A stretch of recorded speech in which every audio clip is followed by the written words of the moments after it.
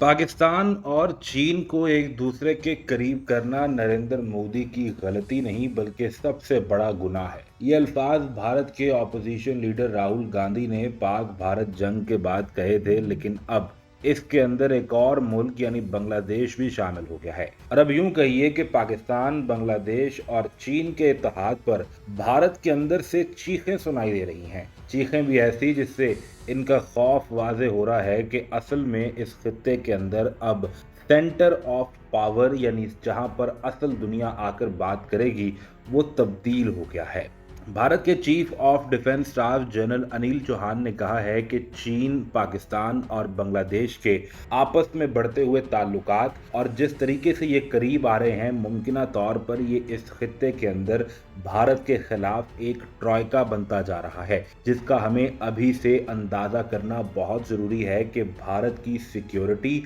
और स्टेबिलिटी के लिए इसके क्या असरात हो सकते हैं। भारत के chief of defence staff general Anil Chauhan ने ऑब्जर्वर रिसर्च फाउंडेशन के थिंक टैंक पर बात करते हुए कहा कि इस वक्त भारत के लिए इकोनॉमी का एक बड़ा चैलेंज भी पैदा होता दिखाई दे रहा है, खास तौर पर एक ऐसे वक्त में कि जब अभी जंग के बाद भारत के लिए हालात को समझना बहुत जरूरी है। ऐसे में खित्ते के अंदर बनने वाला नया ट्रॉयका जिसमें चीन, पाकिस्तान और बांग्लादेश शामिल हैं, ये भारत की स्टेबिलिटी और सिक्योरिटी डायनामिक्स के लिए एक बड़ा खतरा भी साबित हो सकते हैं। जनरल अनिल चौहान ने कहा कि इस चीज का अंदाजा करना कि इस जंग के दौरान यानी ऑपरेशन सिंदूर के दौरान मुकाबला करने के लिए चीन ने पाकिस्तान को किस हद तक मदद फराहम की थी, हम ना तो इसका अब तक अंदाजा कर पाए हैं और ना ही लगता यह है कि आगे अंदाजा कर पाएंगे। लेकिन अब अगर इसमें बांग्लादेश भी शामिल होता है तो एक तरफ चीन और पाकिस्तान दो न्यूक्लियर वेपन स्टेट्स हैं और ये मिलकर बांग्लादेश को किस हद तक सपोर्ट फराहम कर सकते हैं,